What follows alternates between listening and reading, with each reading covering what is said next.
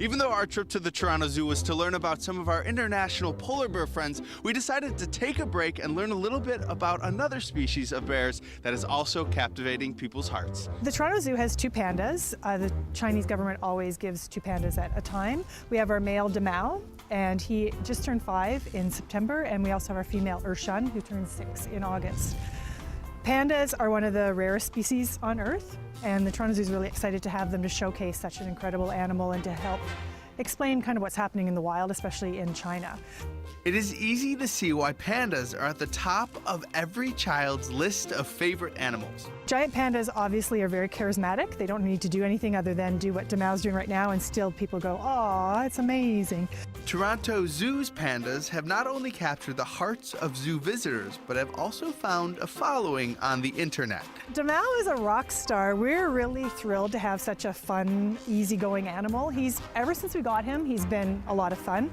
And I knew that giant pandas, some of them do like to play in the snow, but we didn't know what Damao would do when we first introduced him to it. So what Damao likes to do is he likes to toboggan, and what does he like to toboggan on is bum.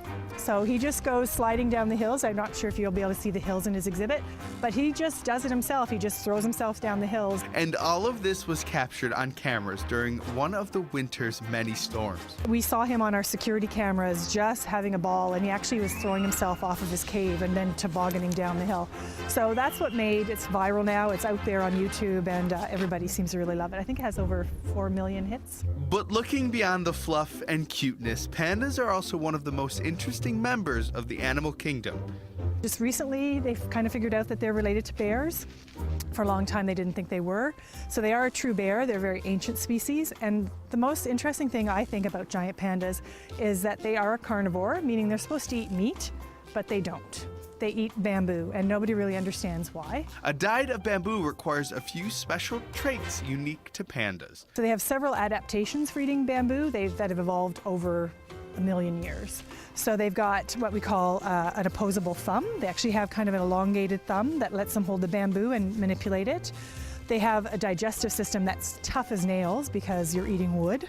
And believe me, they actually do eat wood. I thought they only ate leaves when we first got them, but they actually eat the stem of the bamboo too. And learning about how amazing these pandas truly are can be the perfect way to teach your children about the importance of conservation. I think it's really important just to visit a zoo in general. I think kids at a young age, just to get them to love the animals is going to make them take it themselves a step further. So if you get a child at a really young age coming to the zoo and really buying into and loving Damao, for example, maybe they're going to want to go home and get educated more themselves, and then they'll see, well, you know, giant pandas aren't doing that well in the wild, and how can we help? Well, by going to a zoo and supporting the zoo's conservation projects and things like that. And I have to say I had a great time at the Toronto Zoo. The Toronto Zoo is the perfect place to take your family, and they're open 364 days a year. That one day they're closed is Christmas because apparently the reindeer have a special task. And if you want more information, you can go to torontozoo.com. And I have to say I want to spend the rest of the day like a panda bear, yawning and napping. But